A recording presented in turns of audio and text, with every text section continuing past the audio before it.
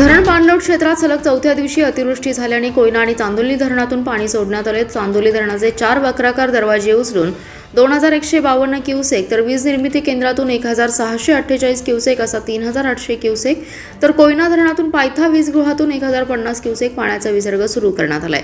दोन्ही धरणातून पाणी सोडण्यात येत असल्याने कृष्णा आणि वारणा काठावर पुराची धास्ती निर्माण झाली आहे। सांगलीच्या आयर्विन पुलाची पाणी पातळी 27 फुटांवर स्थिर आहे, मात्र वारणेची पाणी पातळी वाढण्याची शक्यता आहे। जिल्ह्यात दिवसभर पावसाची संततधार सुरूच राहिली आहे। चांदोली आणि कोयना क्षेत्रात पावसाचा जोर कायम राहिलाय।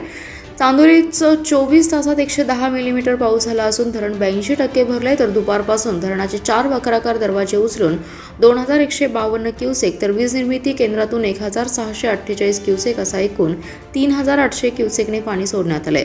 कोयना धरण येथे 164 मिलीमीटर पाऊस झाला असून धरणात ही पाण्याची चांगली आवक आहे, त्यामुळे पायथा वीजगृहातून 1050 क्युसेक पाणी सोडले।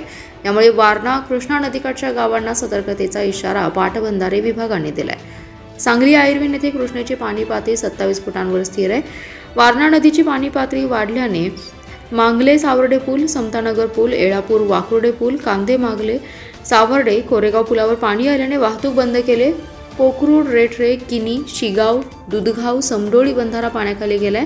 धरणाचे दरवाजे उघडल्यावर पाणी पातळीत वाढ होणार यासाठी दक्षता म्हणून चित्तूर आणि सोंडोली पूल 2 तासांसाठी बंद ठेवण्यात आला होता। मंदूर, सम्राट, अशोकनगर दरम्यानचा फरशी पूल वाहून गेलाय।